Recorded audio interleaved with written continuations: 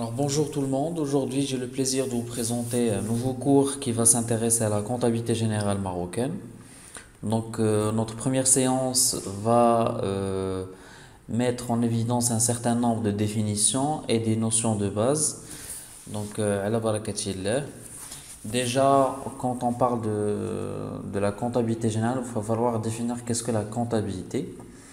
Et ben, c'est une technique qui permet à travers un langage conventionnel d'enregistrer tous les actes faits par une entreprise, c'est-à-dire toutes les transactions réalisées par une entreprise. Et ce, afin de mesurer les conséquences de ces actes sur l'évolution de son patrimoine, si ça va faire diminuer ou augmenter son patrimoine. Donc c'est un système de codification qui se base sur une codification particulière, standardisée dans le cadre des normes qu'on aura l'occasion de les voir par la suite. Voilà, c'est un système de codification et de conservation d'une trace. Ça permet de garder une traçabilité de l'ensemble des transactions et actes faits et des opérations réalisées par une entreprise dans le cadre de son activité. Alors, comme on a vu sur cette définition, il s'agit bien d'un outil ou bien d'un système d'information, d'un outil de traçabilité qui permet de transformer des informations brutes, à savoir des factures, des pièces de banque, etc., et les rendre utiles ou soi-disant adaptées à travers une schématisation particulière on parle des comptes annuels, des déclarations TVA, etc., etc. Maintenant, passons à l'utilité ou bien le rôle de la comptabilité générale. Donc, déjà parlant de l'utilité, qu'on peut synthétiser sous quatre points. Il y a l'utilité pour les chefs d'entreprise, parce que ça va leur permettre de connaître ses résultats, d'orienter les choix et de prendre des décisions sur la base de ces résultats, et aussi faire des projections, des prévisions dans le temps. Quand on veut par exemple travailler sur la budgétisation ou bien l'élaboration des budgets, parmi les éléments ou bien les sources d'informations sur lesquelles on se base, il y a évidemment la comptabilité générale à travers le CPC prévisionnel et d'autres états de synthèse qu'on aura l'occasion de voir par la suite. En ce qui concerne l'utilité pour les pouvoirs publics, c'est un élément de calcul des sommes des déclarations qui sont dues au trésor de l'État, au titre des impôts par exemple, les taxes, à régler, notamment l'IS, l'IR, la CNSS et j'en passe.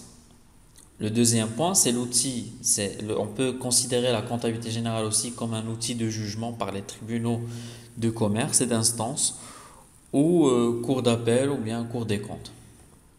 Donc, comme on a dit, c'est un élément, c'est un outil qui permet de tracer l'ensemble des actes ou de transactions réalisées au niveau de l'entreprise ou par leur entreprise.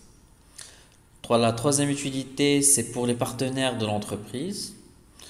Quand on parle de l'intérêt ou de l'utilité de la comptabilité générale pour les employés, c'est à travers ces résultats, les résultats de la comptabilité qu'on arrive à justifier un accroissement de leurs revenus, à exiger ou bien à demander une augmentation ou carrément par exemple quand on a des problèmes, notamment le problème de la pandémie avec le Covid, on a vu que le chiffre d'affaires baisse et donc il y a eu des répercussions sur les salaires, notamment avec le télétravail pour 15 jours et l'arrêt de travail pour un certain nombre de collaborateurs, etc.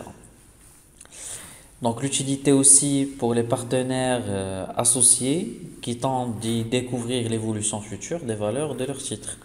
Donc à travers la comptabilité, on peut estimer ou bien on peut se projeter sur une évolution future de nos actions et des valeurs des titres.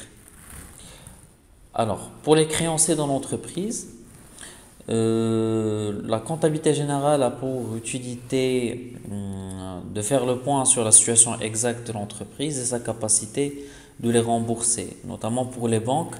Donc, quand on veut contracter ou bien valider un crédit bancaire, Parmi les éléments dont on aura besoin vis-à-vis du banquier afin de valider notre demande, bah, c'est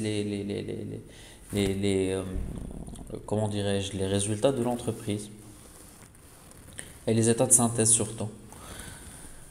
Aussi, pour les banquiers, bah, ça va permettre de déterminer le niveau de crédit, si on est solvable, si on a de la liquidité, quel est notre taux d'endettement, tout ça, on va le voir dans dans le cours de la finance en général.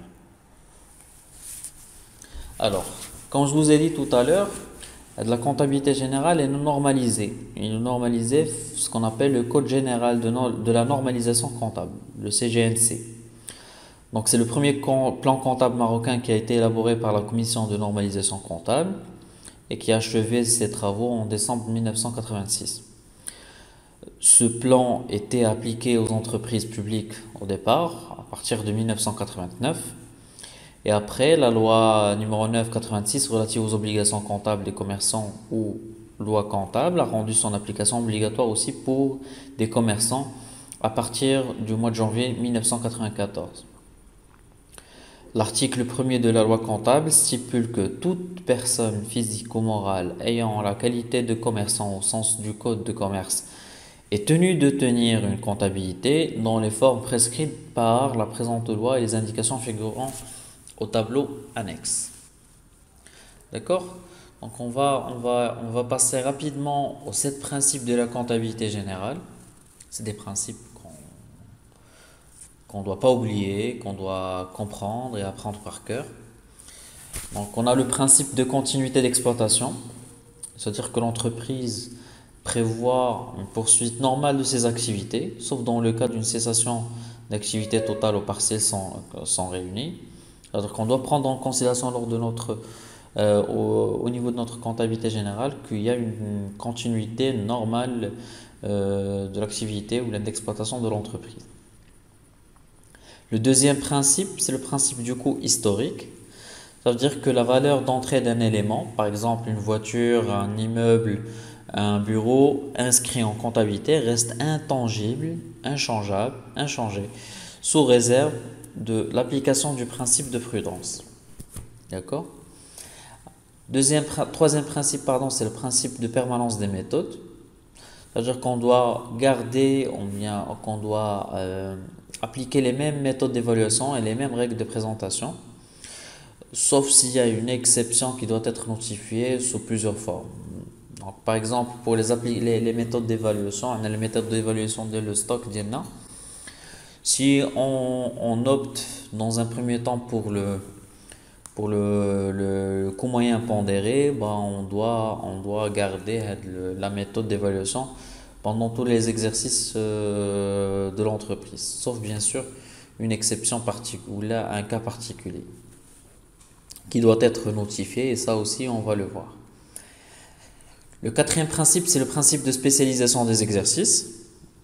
Là, les charges et les produits doivent être rattachés à l'exercice qui les concerne, effectivement, et à celui-là seulement, sans qu'il soit tenu compte de leur date de paiement ou d'encaissement. C'est-à-dire qu'on ne parle pas d'encaissement ou là de flux de trésorerie, mais c'est surtout la constatation de la charge à l'aide du produit. Par exemple, si on a un abonnement téléphonique ou là, un abonnement une magazine, l'équipe annuelle qui commence le mois 10 maintenant.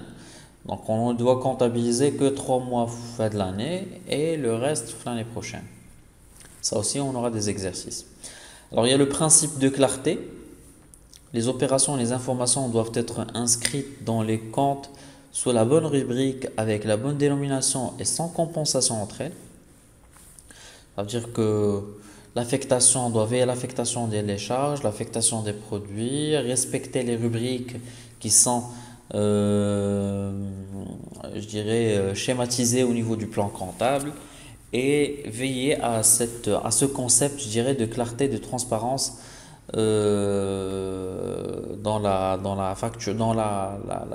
l'affectation des opérations et les informations comptables. Alors, pour le principe de prudence, les produits ne sont pris en compte que s'ils sont définitivement acquis à l'entreprise Et les charges sont comptabilisées dès lors qu'elles sont probables, notamment pour les provisions pour risques et charges.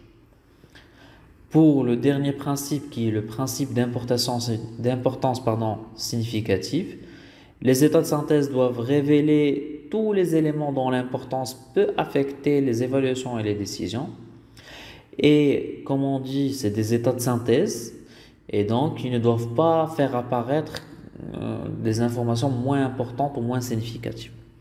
Donc on doit veiller vraiment à l'importance significative des informations qu'on évoque ou qu'on trace au niveau des états de synthèse. Passons maintenant au type de comptabilité.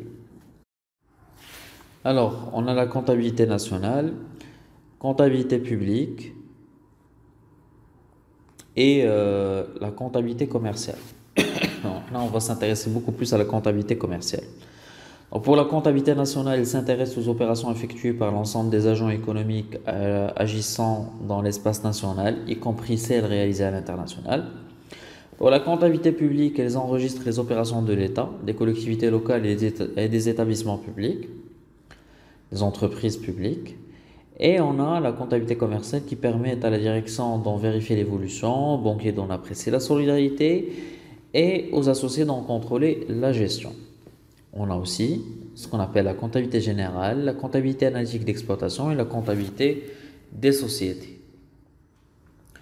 Le rôle de la comptabilité en tant qu'instrument d'information financier va permettre on peut considérer, je dirais, la comptabilité générale comme une organisation transparente qui doit rendre compte de partenaires avec lesquels elle est en relation d'affaires, notamment les salariés, l'État, les bailleurs de fonds, les organismes sociaux et les clients fournisseurs, à travers deux états bien sûr de synthèse qui sont le bilan et le CPC.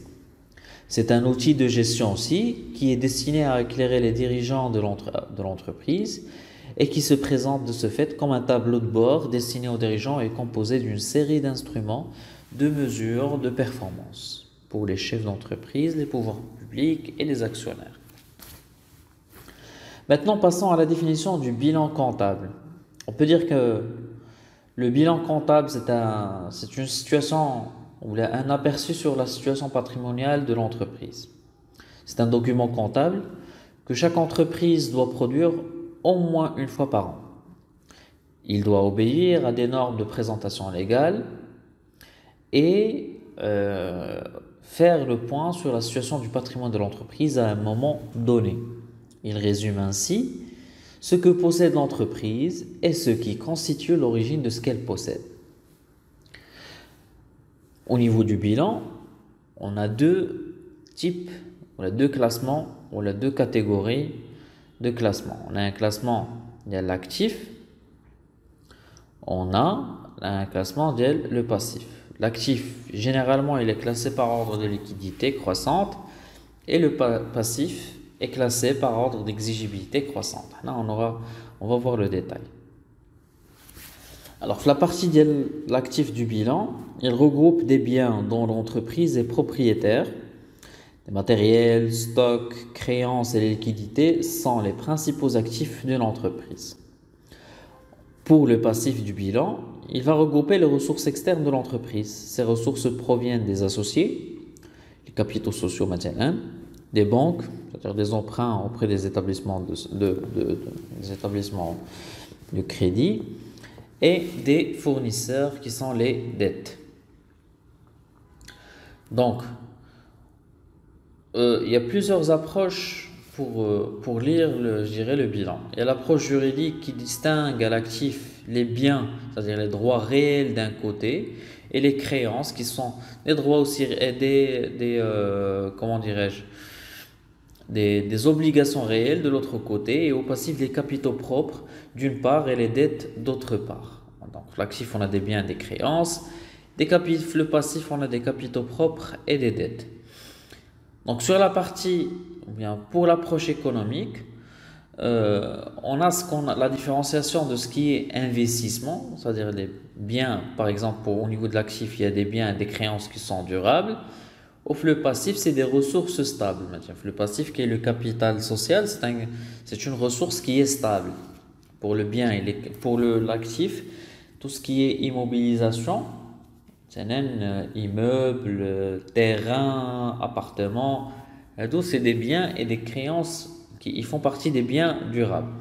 Pour la partie exploitation, l'actif des biens et des créances qui sont cycliques. Cycliques, ça veut dire qu'ils suivent ou ils sont alignés avec le cycle d'exploitation de l'entreprise.